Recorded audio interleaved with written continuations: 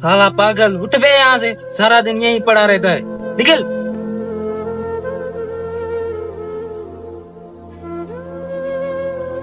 मैं सोच रहा था उस वाले प्लाट में भी मकान बनवा दे। मैं भी यही सोच रहा था।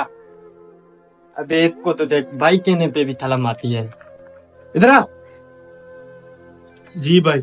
ना कटाने पे तुला हुआ है तू हमारी। जानवरों से भी बदतल हालत है तुम्हारी। तुम्हें तो भाई कहते हुए भी शर्म आती है। पूरा गांव तुम्हें पागल पागल कहता है, कुछ तो शर्म कर।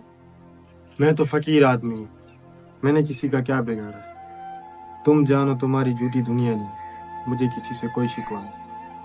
तुम पागल हो, पागल ही रहोगे। खुदारा हमारी जान छोड़ दो, मर क्यों नहीं जाते? निकलो हमारे गांव से।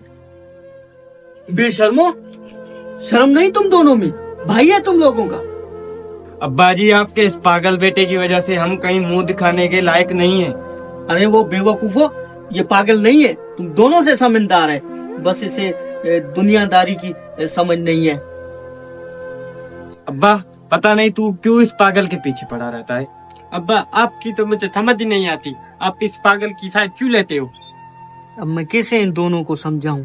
ये तो है ही नाफरमान औलाद, ना मेरी इज्जत करते हैं, ना अपनी माँ की इज्जत करते हैं, और पागल इसे समझते हैं। बेटा चलो मेरे साथ।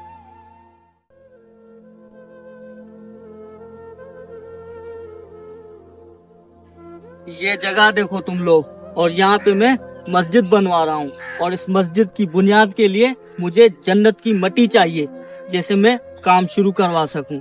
अब ऐसा करो, तुम सब जाओ जन्नत की मट्टी ले आओ। हाँ? जन्नत की मिट्टी कहाँ से लाएंगे हम? हाँ, जन्नत की मट्टी तुम ला सकते हो, जल्दी जाओ और लेकर आओ। मुझे लगता है इस पागल के साथ रह रह के आप भी सठिया गए हैं। इस दुनिया में जन्नत की मिट्टी कहाँ से लाएंगे हम? अब्बा, ये तेरे समझदार बेटे कहाँ से लाएंगे जन्नत की मिट्टी? ये तेरा पागल बेटा अभी जाके जन्नत की मिट्टी लाता है। अब्बा, ले आया मैं जन्नत की मिट्टी। जन्नत की मिट्टी? हैं? ये तो हमारे गांव की आम सी मिट्टी है। बेटा, ये तू जन्नत की मट्टी कहाँ से लाया है? अब्बा, ये मैं अपनी माँ के कदमों के नीचे से लाया हूँ।